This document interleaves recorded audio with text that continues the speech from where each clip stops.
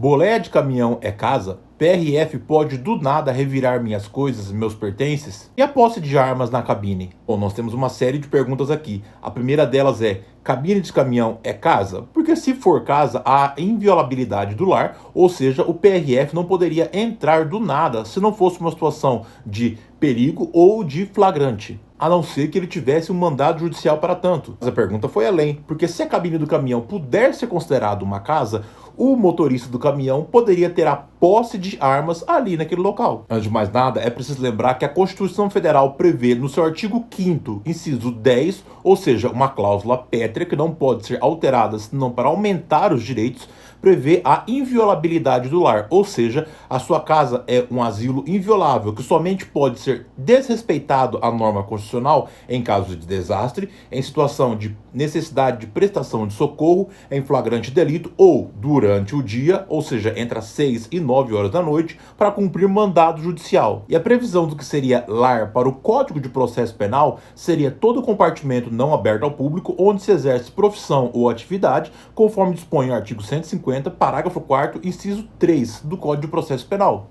Quando a gente analisa isso na jurisprudência, a situação fica tormentosa, porque o STJ e o STF, eles não entram num consenso de se é ou não casa. Há entendimentos dizendo que sim, a cabine do caminhão é casa para efeito de inviolabilidade e outras decisões no sentido contrário. Aqueles que defendem que boleia de caminhão é casa dizem que o sujeito se alimenta, dirige, passa a maior parte do dia ali, ainda que de forma descontínua por vezes, aquilo seria casa. Os que entendem no sentido contrário fazem um comparativo com um taxista, no sentido de que aquilo seria simplesmente um instrumento de trabalho e não casa propriamente dita. Entender que boleia de caminhão é casa, a bem da verdade, acabaria potencializando o crime organizado. Afinal, a polícia não poderia dar uma revista ali dentro do caminhão, o que permitiria que o crime organizado pudesse transportar drogas, armamentos ou outros ilícitos, o que exigiria, assim, um mandado judicial para verificar todo e qualquer caminhão. E tendo isso em mente, portanto, a gente pode discutir agora a questão da posse e porte da arma de fogo para responder o restante da pergunta.